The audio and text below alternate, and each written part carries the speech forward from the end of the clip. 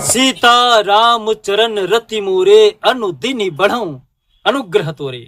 कन्या राशि के जो जातक हैं, राहु महाराज, शनि महाराज आपके जीवन में जो बड़े बड़े परिवर्तन ला रहे हैं, जो आपके मन में कहीं ना कहीं भ्रम, ईर्ष्या, द्वेष, घृणा, क्रोध, ये जो सारी चीजें दे रहे हैं, या फिर आपके मन में जो तनाव है, आपके जीवन में जो बचत के लेके जो समस्याएं चल रही हैं, वो कहीं ना कहीं राहु और शनि के वजह से ही प्रदत्त हो रही हैं, आपको प्राप्त हो रही हैं। यहां पर कन्या राशि के जातक, राहु और शनि की जो दृष्टि चार्ट है, जैसे राहु की चार्ट दृष्टि हो गई आपकी 5वीं, 7वीं और 9वीं, शनि की दृष्टि चार्ट है जो 3री, 7वीं, 10वीं, ये आपके जीवन पे क्या इंपैक्ट करेगा, हम उस पे चर्चा करेंगे। तो यदि आपको जानना है कि आपके जीवन में शनि महाराज, राहु महाराज क्या 2026 में परिवर्तन करने वाले हैं, तो आप इस वीडियो को लास्ट तक पूरा जरूर देखिएगा। जय श्री महाकाल। मैं राहुल तिवारी आप सभी का, आपका अपने इस चैनल पे हृदय से स्वागत करता हूं। दोस्त, कन्या राशि के जातक मैं बता दूं, राहु आपके कुंडली के छठा भाव जो रहता है वो आपके ऋण, रोग और शत्रु का रहता है, और इनकी जो संपूर्ण दृष्टि है वो आपके द्वादश भाव यानी कि आपके एक्सपेंस पे पड़ता है। अब यदि यहां पर राहु बैठा है, गलत भाव में बैठा है, कहां पे बैठा है, ऋण, रोग और शत्रु, कुंडली का छठा भाव, 8वां भाव और द्वादश भाव, ये गलत बोले गए। एक तो छठे भाव पे बैठा है राहु और उसकी दृष्टि कहां पे है, द्वादश भाव पे। द्वादश भाव गलत भाव पे बैठ के गलत भाव को देख रहा है। अब यहां पर आपके लिए देखिए, राहु कलयुग के सबसे पावरफुल लीडर बोले जाते हैं ग्रहों में, अस्तित्व में नहीं है लेकिन फिर भी रिजल्ट बराबर देते हैं।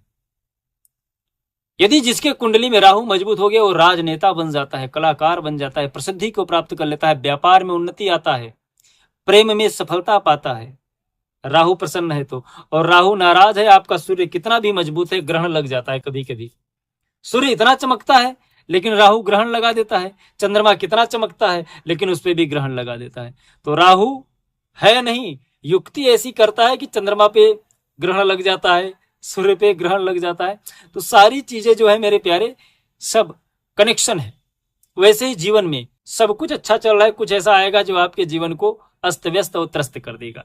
तो कन्या राशि के जातक कहीं ना कहीं ऋण, रोग और शत्रु के भाव पे पड़ रहा है। राहु की जो 5वीं दृष्टि है वो आपके कुंडली के 10म भाव पे पड़ रहा है। 10म भाव जो आपके कर्म का होता है, पिता का होता है, विचार का होता है, जो आपको कृत्य कराता है। अब यहां पर राहु आपके अंदर गलत सूचना दे सकता है, गलत कार्य करा सकता है, पिता के साथ उलझन उत्पन्न कर सकता है। आपके जीवन में कहीं ना कहीं इतना ज्यादा गलत चाल चलने के लिए आपको मजबूर कर देगा, चालाकी दे देगा, चालाकी से कार्य करोगे। और जब चालाकी से कार्य करोगे तो आप समझते हो चालाकी से किया गया कार्य सफल नहीं होता है, ईमानदारी होनी चाहिए। अब जब आप गलत कृत्य करेंगे तो आपके शनि नाराज हो जाएंगे, आपके गुरु नाराज हो जाएंगे, मंगल नाराज हो जाएंगे। तो ये खुद कुछ नहीं करता है, ये आपसे कुछ ऐसा माइंड में, क्योंकि राहु तो माइंड में है, राहु का स्तर कहां पे है, माइंड पे है। तो माइंड में रह के वो क्या करता है, माइंड को उलझा देता है, माइंड से पूरा कृत्य कराता है। आप न चाहते हुए पर भी वैसा कार्य कर दोगे जिसकी वजह से सारे ग्रह नाराज हो जाएंगे और ये दूर हो जाएंगे, ये फिर दूर से देखेगा। तो यहां पर आपको गलत चालाकी से आपका कार्य कृत्य कराएगा। 7वीं दृष्टि से जो इनके लिए 12वें भाव पे, 12th भाव पे पड़ रहा है, यहाँ पे आपके खर्चे बढ़ जाएंगे, नींद खराब हो जाएगी, हिसाब गड़बड़ा जाएगा, किसी को दे दोगे पैसा को तो मिलेगा नहीं, किसी से ले लोगे तो देने की नियत नहीं करेगा, आपको लगेगा यार इसको घुमा देता हूं, गलत कार्य कराएगा। ऐसा नहीं कि आपके पास आएगा पैसा, आप नहीं, पैसा नहीं है तो देना नहीं चाहते हो, पैसा रहेगा फिर भी आपके मन में भ्रम उत्पन्न कर देगा, क्यों दोगे, बहुत हमारा उसने यूज किया। तो गलत कृत्य करा सकता है, इससे आपको बचना है। साथ ही साथ जो इसकी 9वीं दृष्टि है कुंडली के 2nd भाव यानी आपके वाणी के ऊपर पड़ेगा, किसी से गाली गलौज हो जाएगी, किसी से झगड़ा हो जाएगा, किसी को कुछ ऐसा बोल दोगे, जो आपका प्रेमी है, जो आपसे प्रेम करता है, आपको लगेगा मैं ही सही बोल रहा हूं। आप किसी दूसरे को अपना मान बैठोगे और जो आपका अपना है उसको दूर कर दोगे। भ्रम देता है ना ये आपके दिमाग से खेलता है राहु। तो यहां पर आपको कहीं ना कहीं धन अटका सकता है, वाणी आपकी बिगाड़ सकता है, लालच की वजह से आप अपने धर्म कर्म पे भेद करोगे।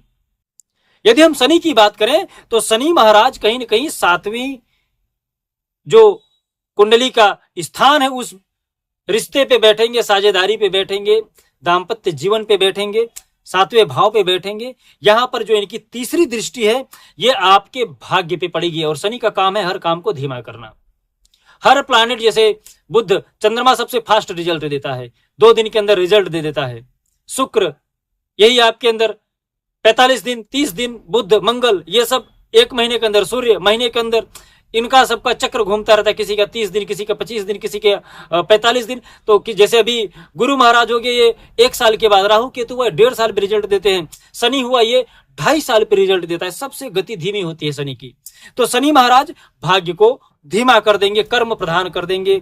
7वीं दृष्टि शनि महाराज की यह कुंडली के फर्स्ट भाव पे पड़ेगी तो यहां पे आपका आत्मविश्वास टूटेगा, जिम्मेदारी बढ़ेगी, जिम्मेदारी का बोझ आपको दबाएगा, प्रयास करेगा।